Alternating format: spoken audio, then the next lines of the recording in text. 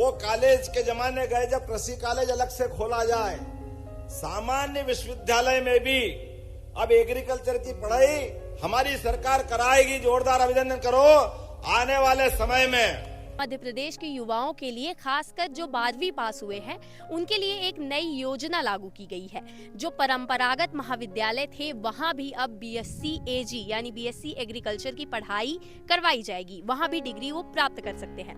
Graduation की ये degree होती है। आपको बताएं कि मध्य प्रदेश में एक मीटिंग की गई। मध्य प्रदेश सरकार ने डॉक्टर मोहन यादव, जो कि हमारे मुख्यमंत्री हैं, उनके नेतृत्व में एक मीटिंग रखी गई और उसमें ये फैसला लिया गया कि जो परंपरागत महाविद्यालय है, 15 शासकीय महाविद्यालय और 18 स्वशासी महाविद्यालयों में बीएससी एजी और कुछ व्यावसायिक कोर्स चालू किए जाएंगे। ये खुशी की बात है कि हमारे मध्य प्रदेश में इस तरह के कोर्सेस परंपरागत महाविद्यालयों में भी चालू होंगे। एग्रीकल्चर की पढ़ाई के लिए कितनी भूमि की आवश्यकता है और उस भूमि के लिए वहाँ पे जो अलग अलग ब्रांच तैयार किए जाएंगे, कितने ब्रांच होते हैं, कितने प्रोजेक्ट्स होते हैं जहाँ पर बच्चे पढ़ते हैं, काम करते हैं और आगे चल के उन्हें अच्छी से अच्छी नौकरी मिलती है। इन सभी चीजों पर हम बात करेंगे। किसी भी महाविद्यालय की स्थापना के लिए कम से कम 50 हेक्टेयर की भूमि की आवश्यकता होती है, तभी उनको Indian council of agriculture research new Delhi द्वारा मान्यता मिलती है। उस भूमि में आपके कृषि प्रक्षेत्र होंगे, डेयरी साइंस होंगे, उसमें आपके पोल्ट्री के फीड्स होंगे, इंस्ट्रक्शनल यूनिट होंगी, pathology, entomology, plant breeding, agronomy, और आपके प्रक्षेत्र के जितने भी तरह के इक्विपमेंट्स हैं, मशीनरी है, जितने भी तरह के ट्रायल्स हैं, उन सब का प्रैक्टिकल फील्ड्स में सीड जर्मिनेशन से लेकर के सीड प्रोडक्शन, जो कि यहाँ का प्रमुख कार्यक्रम होता है, बीज उत्पादन। बीज उत्पादन की जो प्रक्रिया होती है बहुत महत्वपूर्ण होती है। बीज उत्पादन वैज्ञानिकों की देखरेख में किया जाता है। उच्च स्तरीय कुछ क्वालिटी का जो सीड प्रोड्यूस किया जाता है वैज्ञानिकों की देखरेख में।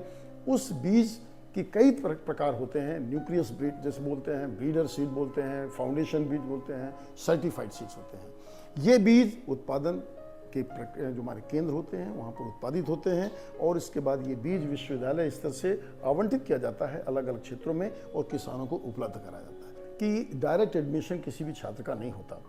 प्री एग्रीकल्चर टेस्ट जिसे हम PAT बोलते हैं, उसकी परीक्षाएँ होती हैं विधिवत। परीक्षा होने के उपरांत जब उनके रिजल्ट्स आते हैं तो ऑन बेसिस ऑफ मेरिट उस छात्र का कृषि महाविद्यालय में प्रवेश होता है। प्रवेश की प्रक्रिया ऑनलाइन के थ्रू होती है। एक तरीका प्रदेश स्तर पर जो परीक्षा है और दूसरी होती है ICR, Indian council of agriculture research new Delhi के द्वारा। दोनों एग्जाम से लड़के क्वालिफाई करते हैं।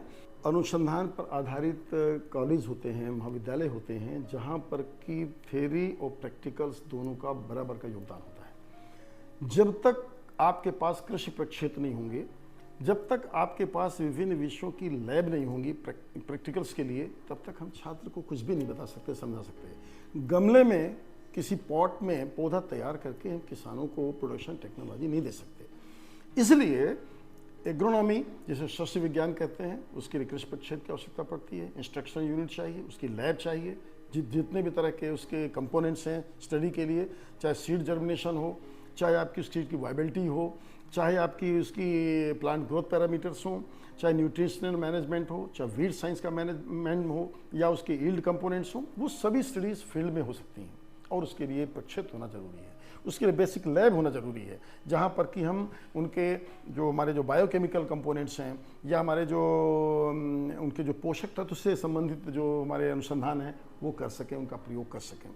आपको अगर भूमि के गुणवत्ता की बात करेंगे तो जो आपके जितने भी तरह के पोषक तत्व होते हैं उनका क्या भूमिका होती है, क्या रोल होता है, क्या सिनेरियो है, पौधों में किस तत्व की पोषक तत्व की कमी है, किसके कारण इस तरह के लक्षण बन रहे हैं, इन सबों का अध्ययन।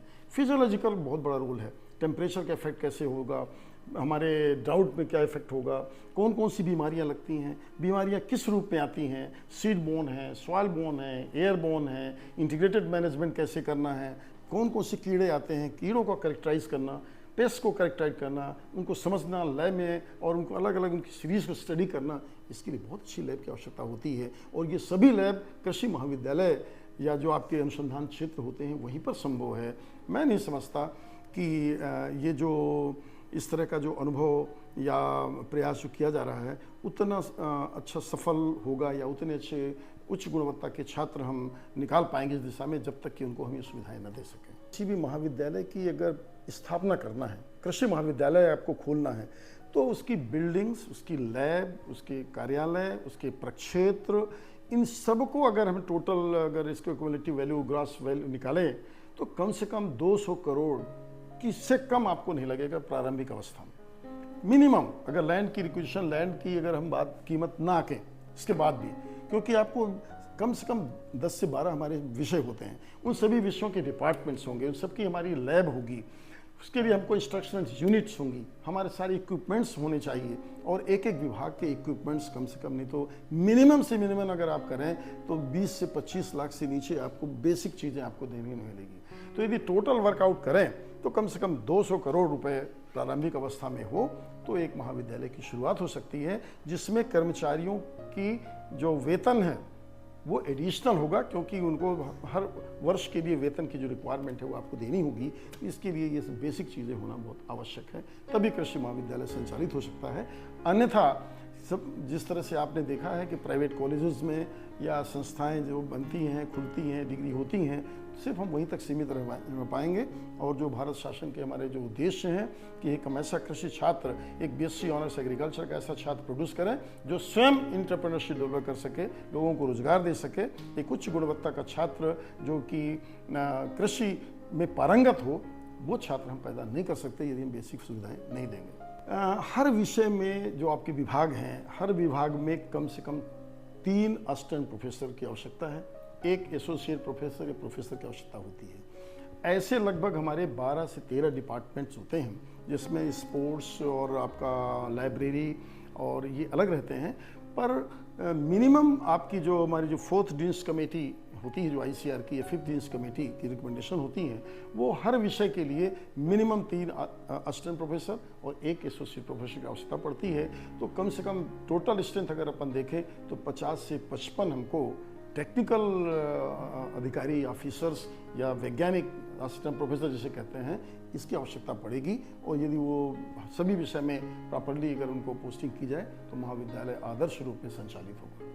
यहाँ पे UG PG प्रोग्राम चलते हैं, और UG PG के लिए जितनी भी बेसिक फैसिलिटीज़ होती हैं प्रैक्टिकल क्लासेस के लिए, वो हम यहाँ प्रोवाइड कराते हैं।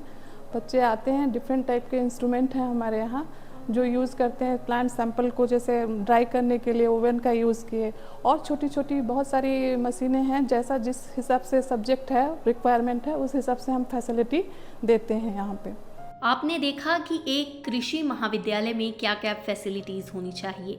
अब सवाल ये उठता है कि क्या परंपरागत महाविद्यालयों में ये तमाम सुविधाएं उपलब्ध होंगी।